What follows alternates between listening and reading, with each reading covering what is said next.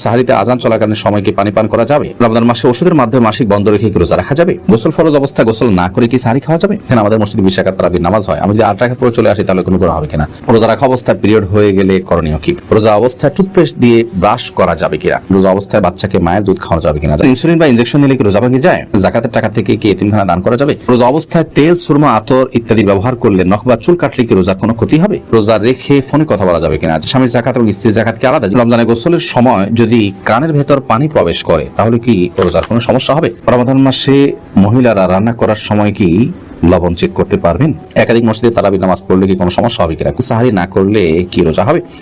শান্তনা এভাবে লিখেছেন, স্বামীর যাকাত এবং স্ত্রীর যাকাত কি আলাদা? যে প্রত্যেকের যাকাত হিসাব আলাদা। আলী কদর লিখেছেন, রোজা রেখে ফোনে কথা বলা যাবে কিনা? যাবে। খুব অতিরিক্ত কথা, অপ্রয়োজনীয় কথা বলা রোজার সাথে যায় না, কিন্তু প্রয়োজনীয় কথা তো বলতেই পারেন। এবার শাহরিয়ার ইসলাম লিখেছেন, রমজানের গোসলের সময় যদি কানের ভেতর পানি প্রবেশ করে তাহলে কি রোজার কোনো সমস্যা হবে? সামান্য পানি যদি কানের ভিতর যায় এবং সেটা যদি আপনি ঝেড়ে ফেলে দিতে পারেন, শেষ যদি আপনার থাকে তাহলে ইনশাআল্লাহ রোজা হয়ে যাবে, রোজার ক্ষতি হবে না। এরপরের প্রশ্ন হলো, রোজা অবস্থায় তেল, সুরমা, আতর ইত্যাদি ব্যবহার করলে নখ বা চুল কাটলে কি রোজার কোনো ক্ষতি হবে? রমাদান মাসে রোজা অবস্থায় তেল, সুরমা, আতর এগুলো ব্যবহার করলে রোজার কোনো ক্ষতি হবে না। ঠিক একইভাবে চুল, নখ ইত্যাদি কাটলেও সিয়ামের কোনো ক্ষতি হবে না, কারণ এগুলোর কোনোটাই খাদ্য কিংবা খাদ্যের সাথে সাদৃশ্যপূর্ণ কোনো বিষয় নয়। যদি আপনি রোজা রেখে খাদ্য গ্রহণ করেন, পানীয় গ্রহণ করেন, কিংবা খাদ্য বা পানীয়ের কাজ দেয় বা এটার সাথে সাদৃশ্য হয় এরকম কোনো কিছু আপনি করেন, তাহলে সেক্ষেত্রে সেটি সিয়াম ভঙ্গের কারণ হবে। আর রোজা রেখে একজন মানুষ যদি তেল ব্যবহার করেন, সুরমা ব্যবহার করেন, আতর ব্যবহার করেন কিংবা চলবা নখ কাটেন, তাতে না সেটা খাদ্যের কোনো কাজ দেয়, না পানীয়ের কোনো কাজ দেয়, না তার সাথে কোনো সরাসরি কোনো সম্পৃক্ততা বা সাদৃশ্য আছে। বিধায় এগুলো করলে সিয়াম ভঙ্গ হবে না, রোজা ভঙ্গ হবে না, কোনো অসুবিধা নেই। শাহাবুদ্দিন শিকদার আপনি লিখেছেন, সাহারি না করলে কি রোজা হবে? সাহারি যদি আপনি না করেন তাতে রোজা হয়ে যাবে। আমি শুরুতে বলেছি। ইখতিয়ার হোসেন ইফতি আপনি লিখেছেন, একাধিক মসজিদে তারাবি নামাজ পড়লে কি কোনো সমস্যা হবে কিনা? কোনো অসুবিধা নেই। এর পরের প্রশ্ন হলো, রমাদান মাসে মহিলারা রান্না করার সময় কি লবণ চেক করতে পারবেন? আমাদের মা বোনরা রমাদান মাসে রান্না করতে গিয়ে বা যে কোনো পুরুষও রান্না করতে গিয়ে যদি তরকারির লবণ চেক করতে হয়, স্বাদ চেক করতে হয়, তাহলে সেক্ষেত্রে সেটি তার জন্য জায়েজ হবে যদি এই চেকটা হয় জিহ্বা দিয়ে এবং চেক করে সাথে সাথে আবার থুতুর মাধ্যমে তিনি সেটাকে পরিষ্কার করে ফেলে দেন, অর্থাৎ গলাধকরণ না গেলেন, তাহলে সেক্ষেত্রে সেটি জায়েজ হবে। যদিও এটা অ্যাভয়েড করতে পারলে সেটা বেটার এবং উত্তম। যদি কারোর সন্দেহ হয় যে রান্নাটা ঠিক মতো হলো কি হলো না, মানুষ খেতে পারবে কি পারবে না, লবণ হলো কি হলো না, কম বা বেশি হলো কিনা, তাহলে সেক্ষেত্রে তিনি পরখ করতে পারবেন। তবে জিহ্বার আগায় নিয়ে সেটাকে আবার খুব ভালোভাবে থুতুর সাথে ফেলে দেওয়ার চেষ্টা তাকে করতে হবে, তিনি ফেলে দিতে হবে। এর মাধ্যমে ইনশাআল্লাহ তাআলা তার এই চেক করাটা জায়েজ হবে। তবে যাদের মোটামুটি অনুমান হয়ে গেছে, আন্দাজ হয়ে গেছে, খুব একটা প্রয়োজন হয় না, তারা এটা অ্যাভয়েড করতে পারলে অবশ্যই বেটার এবং ভালো। নাহার পারভিন আপনি লিখেছেন, যাকাতের টাকা থেকে কি এতিমখানা দান করা যাবে? যাবে। এতিমখানায় এতিম গরিব বাচ্চা যারা যাকাতের হকদার আছে তাদেরকে যাকাতের টাকা দিতে পারেন, ওই ফান্ডে তাদের খরচ বহন করা হবে। আজিদুর রহমান আপনি লিখেছেন, ইনসুলিন বা ইনজেকশন নিলে কি রোজা ভেঙে যায়?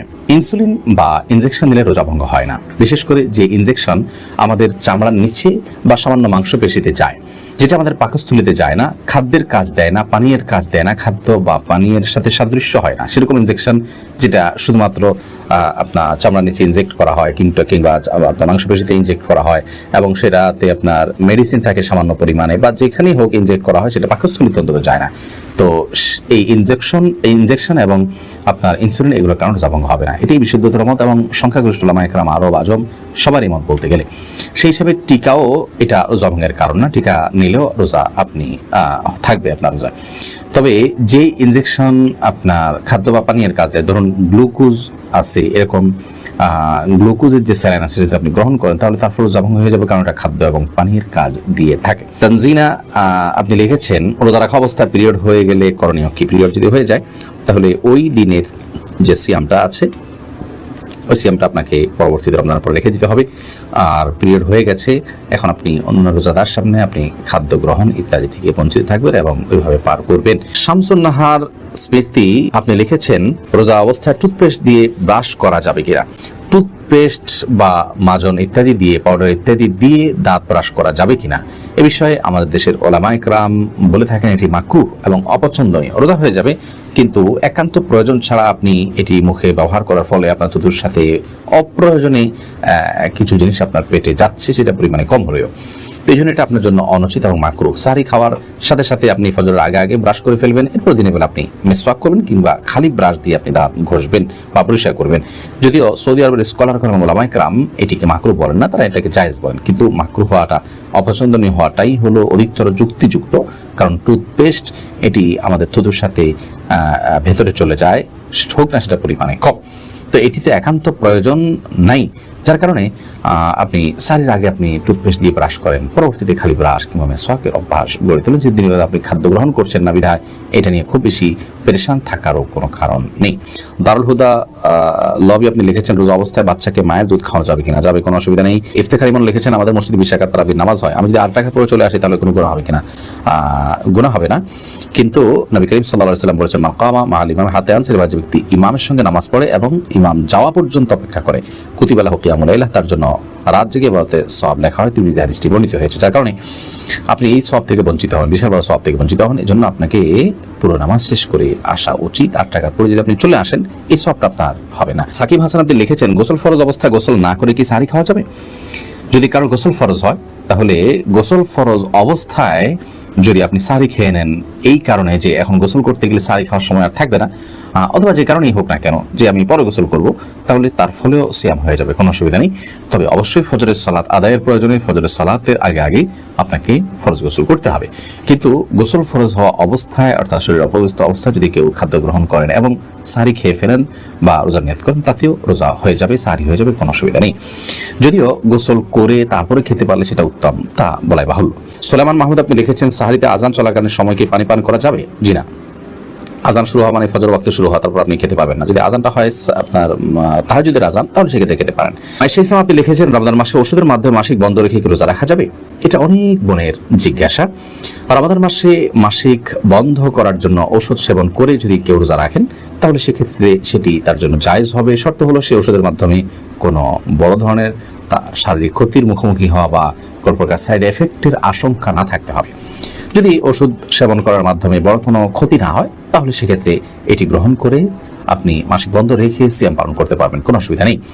যদিও উত্তম হয় স্বাভাবিক অবস্থার উপরে ছেড়ে দেওয়া, কারণ আল্লাহ রাব্বুল আলামিন যে অবস্থা রেখেছেন সেই অবস্থার উপরে থাকতে পারলে বেটার। তবে হ্যাঁ, অনেকে আছে রমজানের পরে রোজাগুলো রাখাটা তাদের জন্য চ্যালেঞ্জিং হয়ে যায়, কঠিন হয়ে যায়, তাহলে সেক্ষেত্রে তারা ওষুধ সেবন করে এই রোজাগুলো রাখতে পারবেন, রমজান রোজাগুলো রাখতে পারবেন, কোনো অসুবিধা নেই। শুধু হলো সাইড এফেক্ট, এর মাধ্যমে বড় কোনো ক্ষতির মুখোমুখি হওয়ার আশঙ্কা না থাকতে হবে। কারণ মানুষ নিজেকে ক্ষতির মধ্যে ফেলে দিবে এরকম কোনো কাজ ইবাদত করার জন্য করার নির্দেশনা ইসলাম আমাদেরকে দেয় না।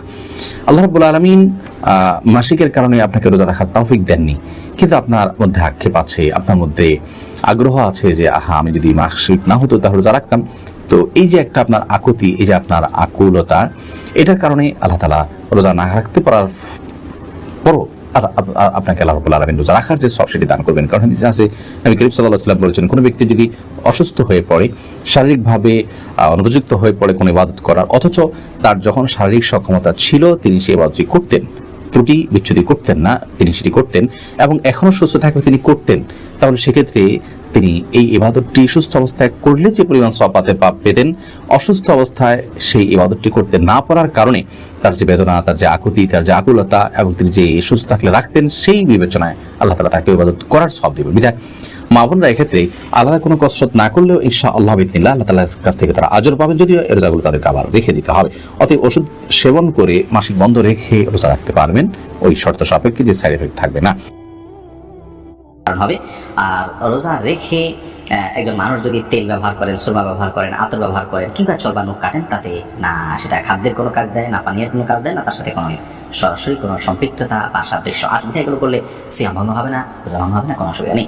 শাহাবুদ্দিন শিকদার আপনি লিখেছেন সাহরি না করলে কি রোজা হবে? সাহরি যদি আপনি না করেন তাহলে রোজা হয়ে যাবে। আমি শুরুতে বলেছি।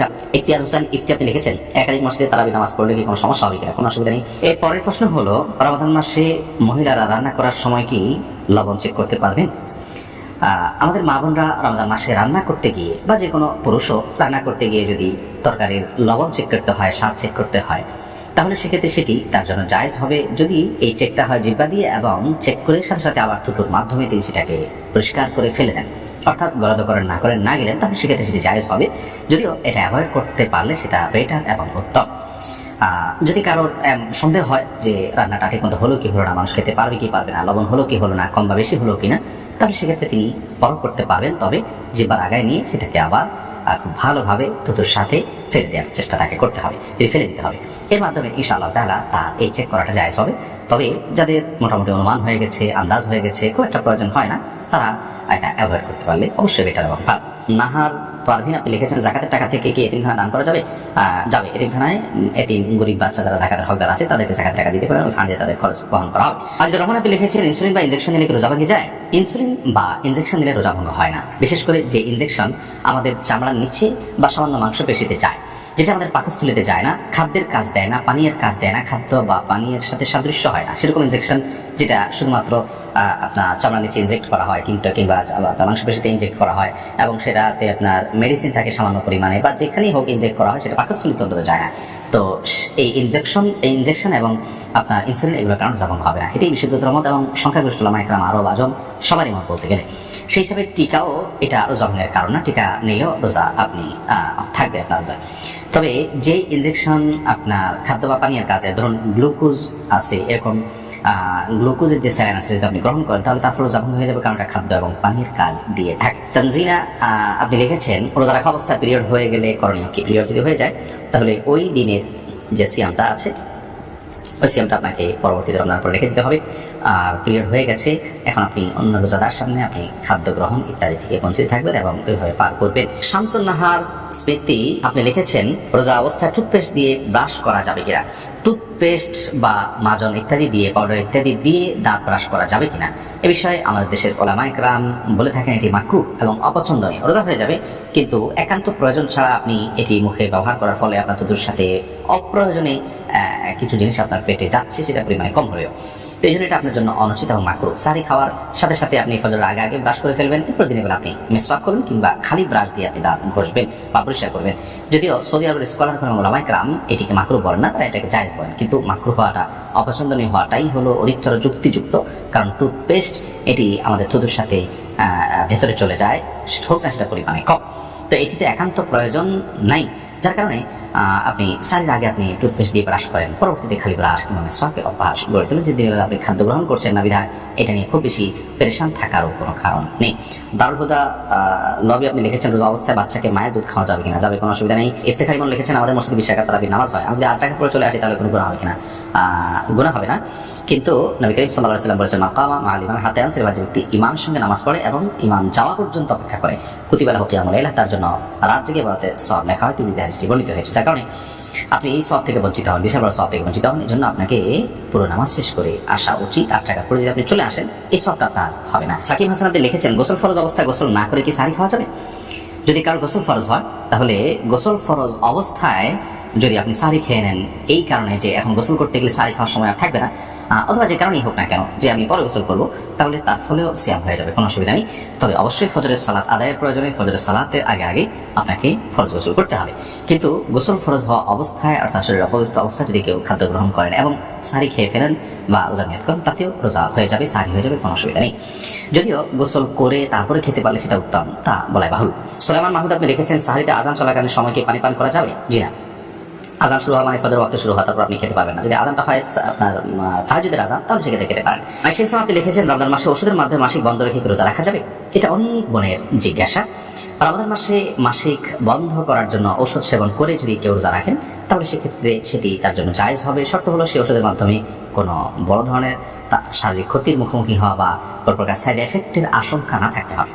যদি ওষুধ সেবন করার মাধ্যমে বড় কোনো ক্ষতি না হয় তাহলে সেক্ষেত্রে এটি গ্রহণ করে আপনি মাসিক বন্ধ রেখে সিয়াম পালন করতে পারবেন, কোনো অসুবিধা নেই। যদিও